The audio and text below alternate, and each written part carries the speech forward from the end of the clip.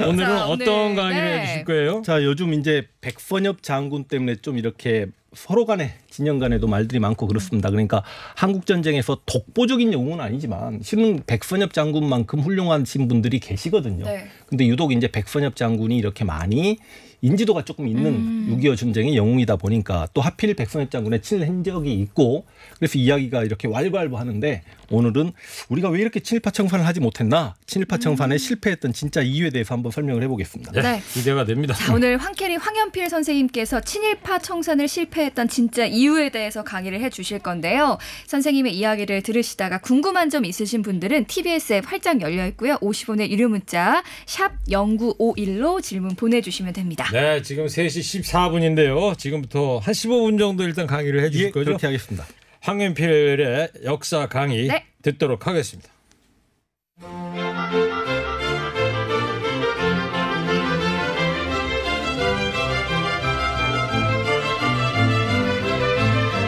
자, 역사를 가장 역사답게 가르친다고 자부하는 황연필입니다.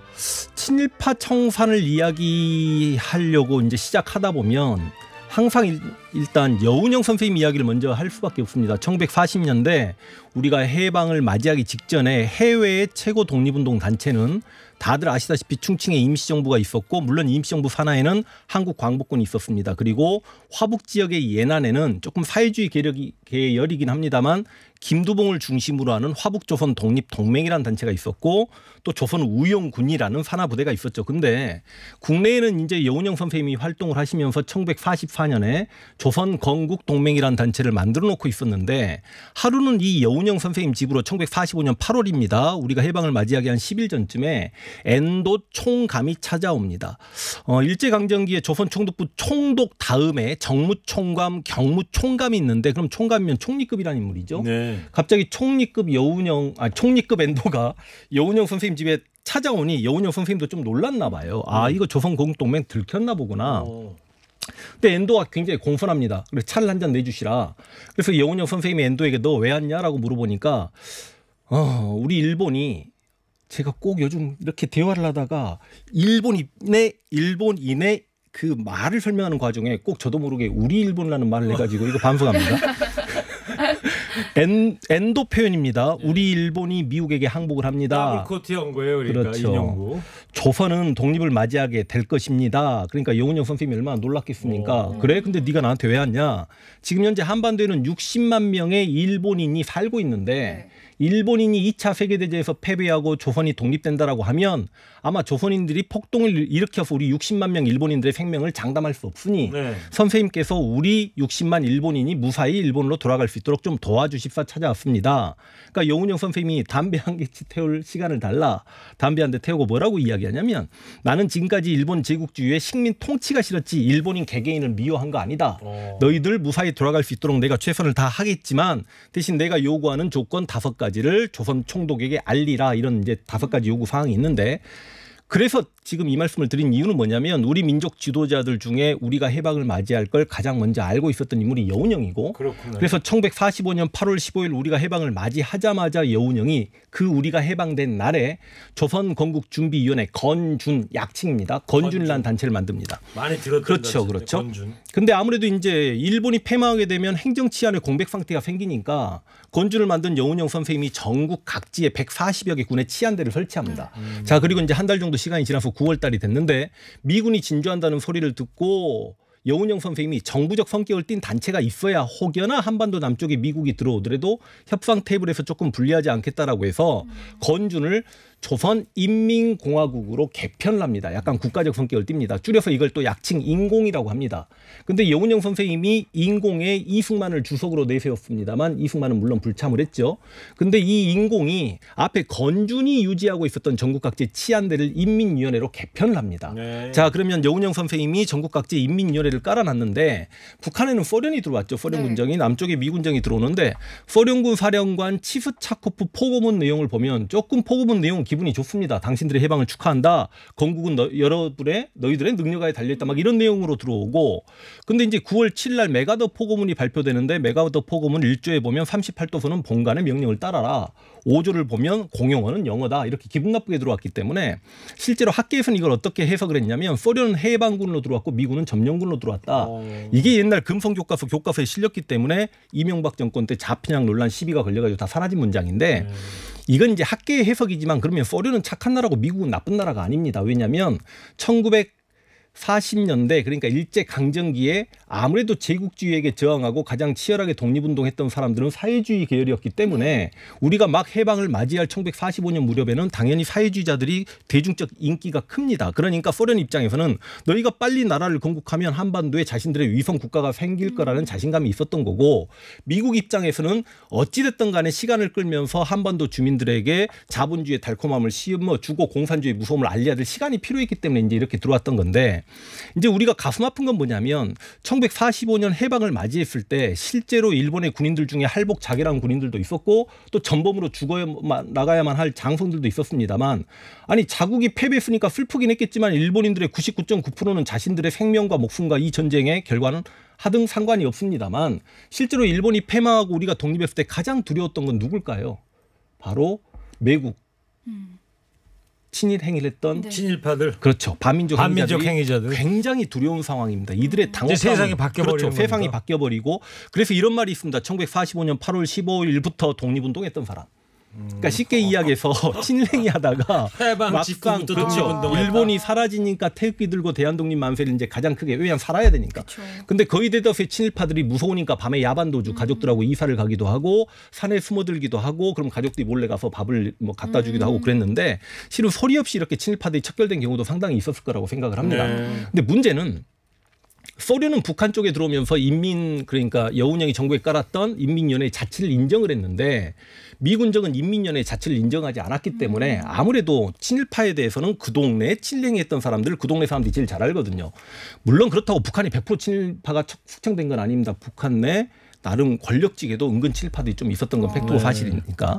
근데 남한에서는 인민연회가 미군정에 의해 깨어지게 되면서 이 메가더 포고문을 제가 말씀드린 이유가 뭐냐면 메가더 포고문 2조에 보면 일제강점기 그러니까 지금까지 공공기관에 근무했던 사람들은 그 자리 그대로 머물러라 이런 문장이 들어갑니다. 바로 이 메가더 포고문의 2조가 친일파들을 살려주는 문장이 돼버리는 거죠. 그러니까 죽을 날만을 기다리고 있었는데 메가더 포고문 2조가 발표되니까 네.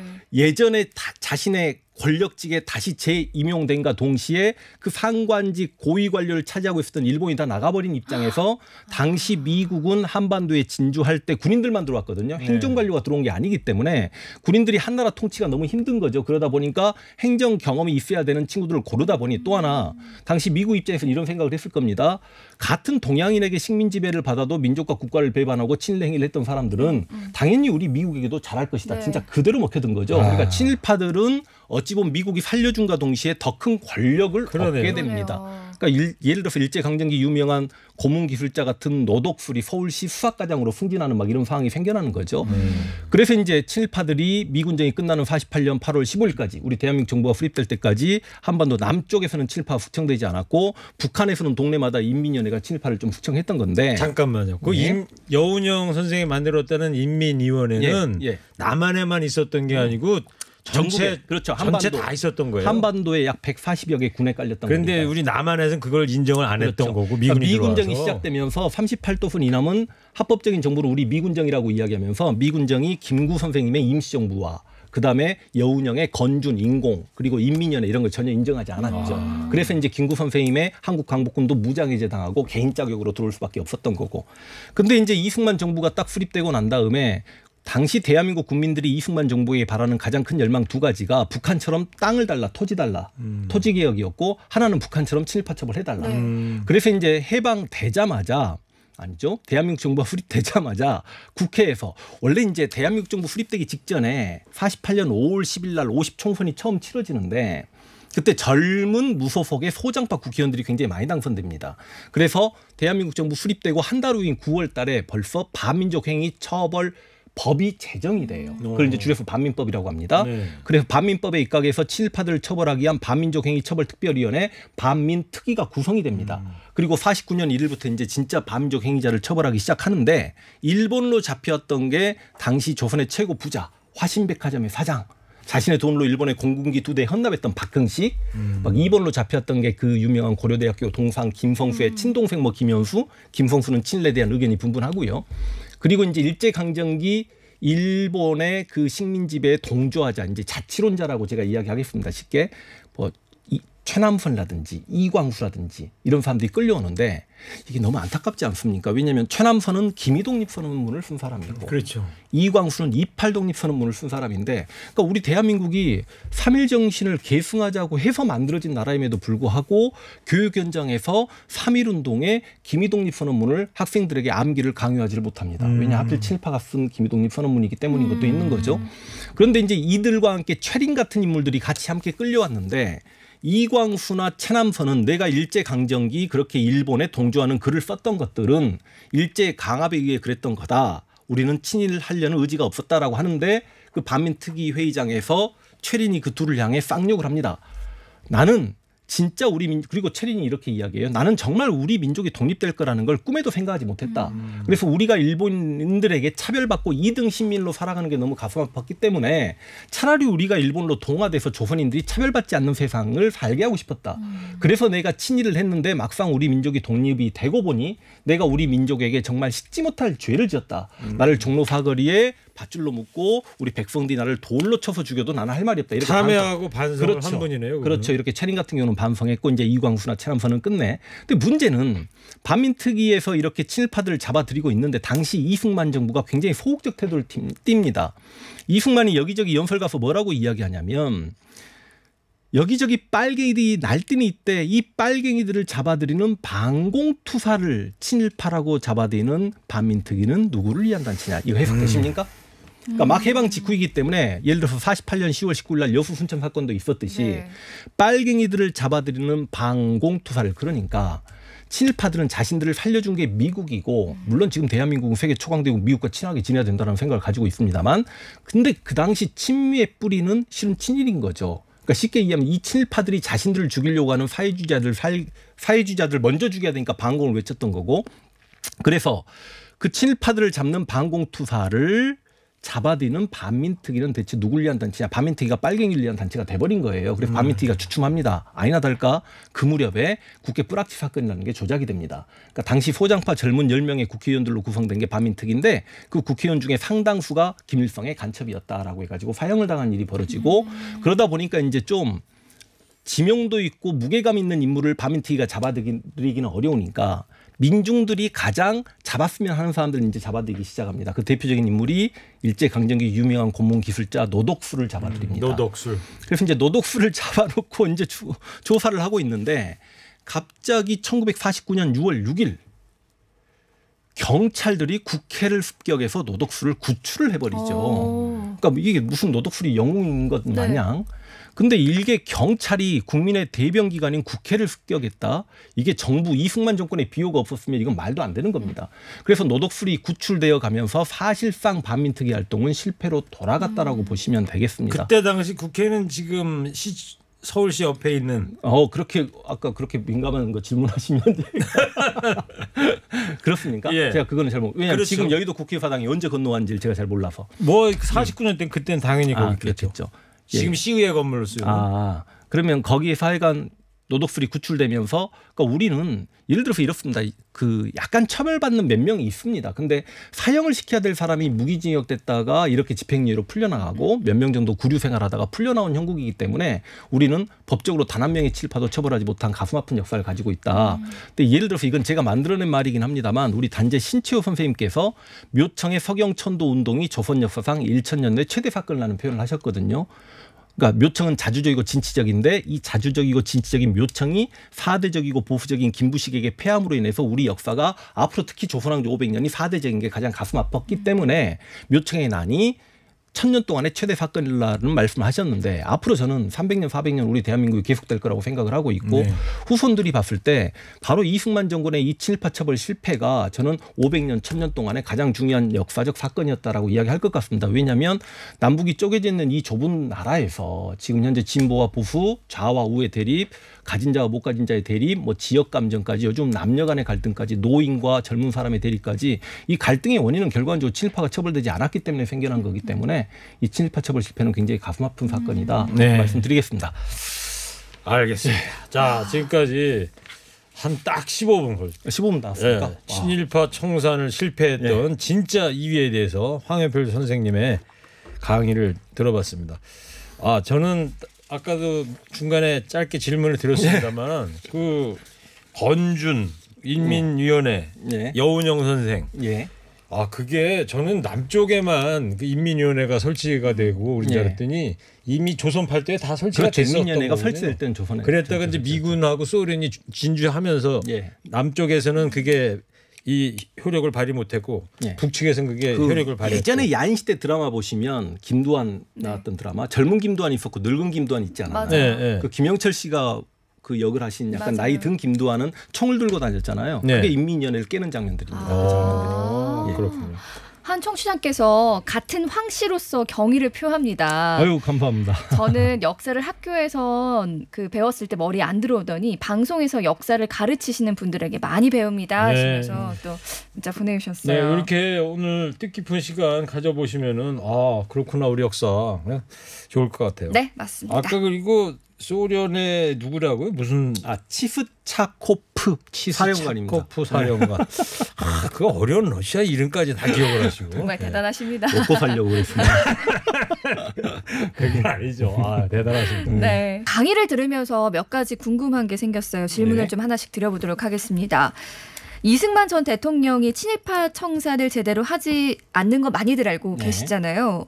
이승만은 대체 왜 친일파 처벌에 소극적이었던 건지에 대해서 좀 궁금하더라고요. 좋게 이야기하자면 이승만 전 대통령이 당시 친일파 처벌보다도 공산주의에 대한 미움이 더 컸다. 그러면 그게 가장 논리적으로 보수분들이 합리적으로 좋게 듣고 싶어하는 이야기일 것 같고 제가 생각할 때 이제 당시 어차피 북한은 소련을 앞세운 김일성이 만약에 분단이 되고 나면 김일성이 북한 쪽을 장악해 갔을 때 남한은 과연 분단이 된다라면 누가 지도자가 될 것인가 당시 좌우 개념을 나눠 생각을 해보면 완전 좌편에서는 극좌라고 이야기합니다. 박헌영이 있었고 중도 좌파는 여운형이 있었는데 당시 박헌영은 공산주의자들의 거의 신적인 존재였고 여운형은 건준도 이끌고 있었지만 당시 학생 청년들의 절대적 지지를 받고 있습니다.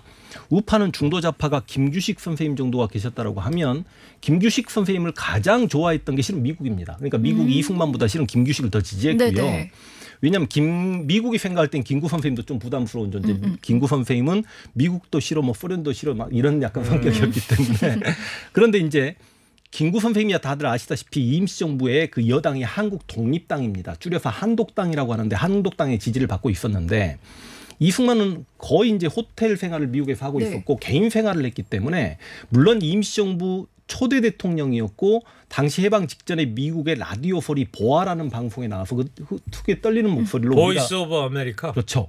우리가 이제 독립을 준비해야 된다라고 이렇게 많이 알려지면서 지명도는 상당했습니다만 조직이 없는 상태였는데 실은 국내 남한에서 가장 큰 조직은 일제강점기 친일 지주 자본가 세력이라고 생각하시면 되겠습니다. 김성수나 송진우 이런 인물을 필두로 하는 건데 물론 송진우는 친일파는 아닙니다만 이 김성수 송진우가 원래 여운형이 인공을 수립할 때도 여운형이 함께하자라고 했습니다만 이때 김성수와 송진우가 뭐라고 했냐면 우리는 충칭 임시정부에 김구 주석이 오시면 그분을 추대할 것이다. 그런데 정말 김구 선생님이 국내로 돌아오셨고 이 송진우와 김성수가 김구 선생님이 머무시는 곳에 가서 만났는데 지금처럼 카메라가 따라 들어간 것도 아니고 당시 경교장에서 무슨 대화를 나누는지는 알지를 못합니다만 김구 선생님을 만나고 온 두 사람의 얼굴빛이 안 좋았고 김구 선생님이 그러지 않으셨을까요? 내가 이렇게 해외에서 가열차게 독립운동했던 거는 해방된 내 나라에서 당신들 같은 사람을 용서하지 않기 위해서다 이런 이야기 하지 않으셨을까가 제 생각인데 그러다 보니까 이들 입장에서 살기 위해서 이승만을 찾아간 거고 이승만 입장에서는 조직이 없는 상태에서 서로 그 한민당과 이승만 사이에 필요 충분 조건이 맞아떨어졌다. 또 마침 북한에서는 46년에 토지 개혁을 하게 되니까 지주들이 토지를 강제 몰수당한 사람들은 당연히 남쪽으로 내려올 거고 아까 인민연회가 동네마다 친일파 처벌하니까 친일파 가족들도 아버지가 친일행위 하셨어도 모시고 내려가야죠. 북한에서 그러니까 있던 내려와야 사람들이. 되고 또 기독교 탄압합니다. 북한은. 그러니까 북한에 특히 평안도에 굉장히 많이 살았던 기독교인들이 남쪽에 내려오면서 우리나라 기독교가 약간 좀 반공적 성격이 보이는 거고 그다음에 깡패들도 탄압합니다. 북한이. 그러니까 서북청년단 내려오죠. 시다선이를 필두로 해서 그들이 내려오면서 전부 다 이승만과 어우러져서 반공 세력이 형성되게 되는데 그들의 지지를 받고 이승만이 이제 대한민국의 초대 대통령이 됐는데 친일파를 처벌하게 되면 자신의 손발을 자르게 되는 것이기 때문에 친일파 청산은 소극적일 수밖에 없었다. 그런 생각을 한번 해봅니다. 안타깝네요. 조정래 선생의 그 아리랑 그 대하소설 그 중에 이 이제 일제 강점기 때 이야기 나와요. 거기 보면 지식인들이 그때 그랬다는 거예요. 이 어차피 일본 강점 이후에 태어난 사람들 그런 세대는 그때 당시만 해도 앞으로도 일본의 조선 지배가 200~300년간은 계속될 것이다라는 게 당시의 사회적 분위기였다. 그 아리랑에 보면 이제 그런 구절도 나오긴 하는데 그게 보니까 그 일제 강점기 때 태어나신 분들 이런 분들 보면은 예를 들면 제 선친 같은 경우가 29년생이거든요. 이런 분들은 그 일제 시대 때 태어난 분들이에요. 그러니까 태어나 보니 일본 사람인데 일본인 시대인데 일본을 위해서 일했다고 해서 비판을 받을 수 있느냐. 이제 아까도 황 선생께서도 그런 얘기를 했는데 이런 부분에 대해서 우리가 어떤 정리를 하면서 생각을 해야 될 것 같아요. 물론 이제 이건 제 개인적인 생각이긴 합니다만 뭐 개인적인 생각이죠. 뭐 이게 뭐 결정된 생각이라는 건 없는 거니까. 우리가 친일을 이야기할 때도 생계형 친일과 권력형 친일로 조금 구분을 합니다. 그러니까 예를 들어서 태어나 보니 일본이었고 내가 동생들이 많아요. 가난한 집에 태어났는데 공부를 잘해요. 큰아들이. 공부를 잘해서 어디 기관이나 조선총독부에 가서 그냥 서류 보는 일을 하고 월급을 받아서 동생들 먹여 살렸는데 그분을 우리가 친일파라고 단죄할 수는 없는 거 아닙니까? 근데 굳이 친일 행위를 안 해도 충분히 먹고 살 수 있었음에도 불구하고 권력형 친일. 그런데 권력형도 정확하게 이제 기준을 둡니다. 예를 들어서 일반적으로 일본군에 근무했다고 하더라도 소장가 그러니까 중령급 이상만 돼야 친일 인명사진에 등재가 되는 겁니다. 그런데 예를 들어서 백선엽 장군이 일제 강점기에 몸담았던 간도 특설대 같은 경우는 조선인이 조선인을 토벌하는 부대였기 때문에 간도 특설대에 이름을 올리면 아주 하위 장교나 그냥 사병도 친일 인명사진에 등재가 되는 거죠. 백선엽 장군은 본인이 자원해서 갔다는 거 아닙니까? 간도 특설대를. 간도 특설대. 근데 이제 제가 이 말씀을 조금 드리고 싶은 게 예를 들어서 내가 태어나 보니까 일본이었어요. 그런데 또 일본은 내 아버지들의 나라, 내 할아버지 나라를 되찾기 위해서 독립운동하신 분들이 있었거든요. 그렇죠. 그러니까 그냥 생계형 친일이 아니라 이 독립운동하신 분들에게 총구를 겨눴거나 일본의 식민 지배에 앞장서고 우리 조선인들을 징용이나 징병으로 끌고 가는 과정에서 그들의 동조하는 글을 썼던 지식인들은 용서해서는 안 된다라고 생각을 합니다. 좋습니다. 황선필 선생님 이제 생각이고 황성필이 아니라 황현필. 옛날에 MBC 사장. 그렇습니까? 그때 가지고 저 입사했는데 50대였거든요. 황자, 성자, 선자, 필자 쓰시던데. 청와대 대변인하다. 죄송해요. 황현필 선생을 제가 황선필이라고 그랬어요.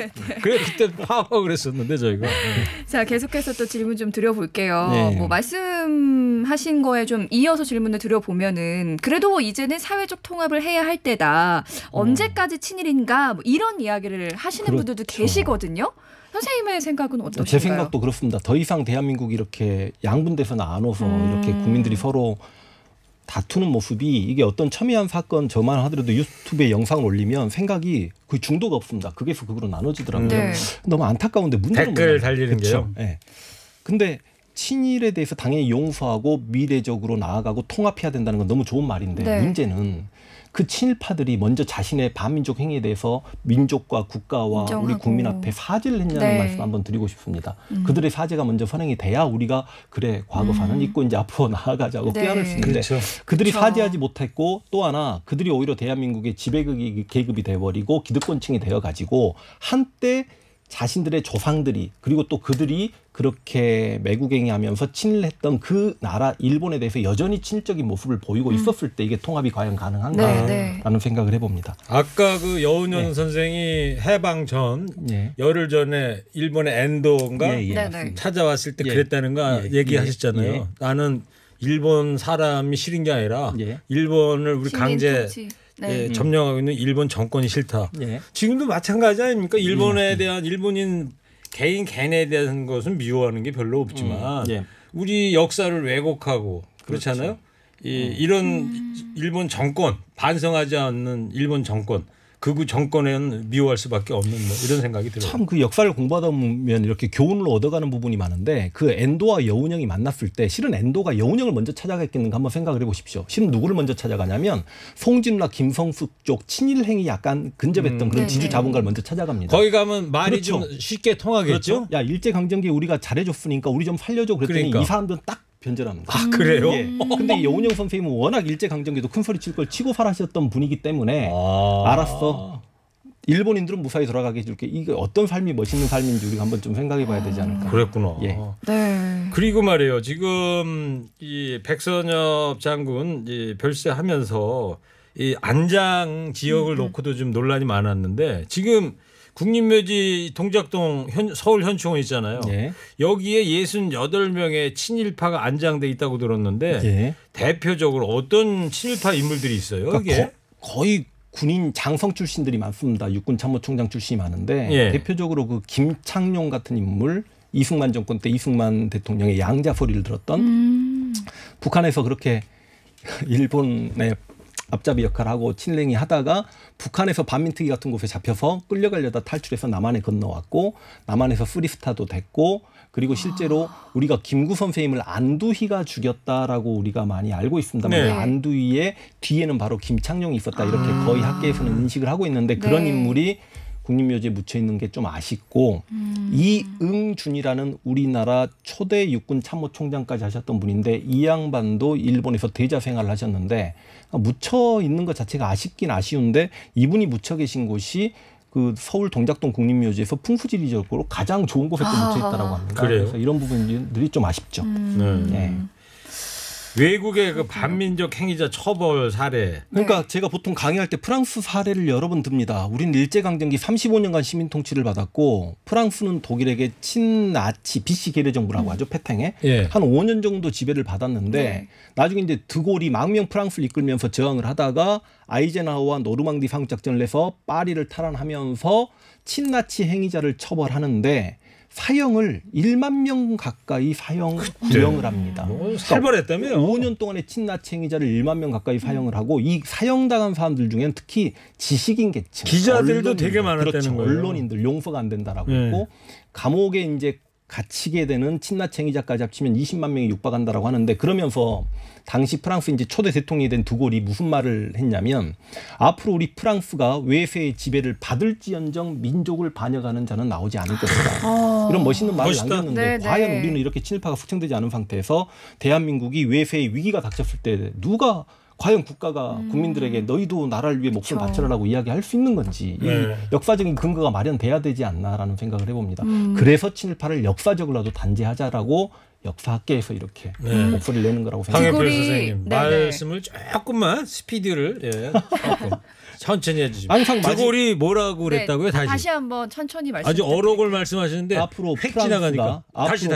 앞으로 프랑스가 외세의 지배를 받을지언정 민족을 배반하는 자는 나오지 않을 것이다.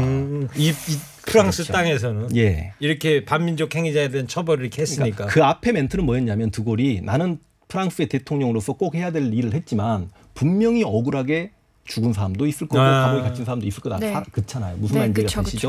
그렇지만 나는 해야 될 일을 했다. 물론 지금 후세 평가에는 그때 친나치 행위 처벌이 너무 잔혹했다라는 분명히 그런 주장도 나오고는 있습니다만 하여간 우리나라랑 대비되는 거고 실은 프랑스보다 당시 뭐 유고라든지 체코라든지 폴란드라든지 인구 구성 비율로 따지면 친나치 행위자를 더 강하게 처벌합니다. 근데 우리는 대한민국은 단 한 명의 친일파도 처벌하지 못했기 때문에 이게 비교가 되긴 하죠. 그 유럽의 그 당시 40년대 그 2차 세계대전 중에 있었던 레지스탕스 그 영화들 많잖아요. 그렇죠. 뭐 저 프랑스 사람들 레지스탕스 활동하면서 예.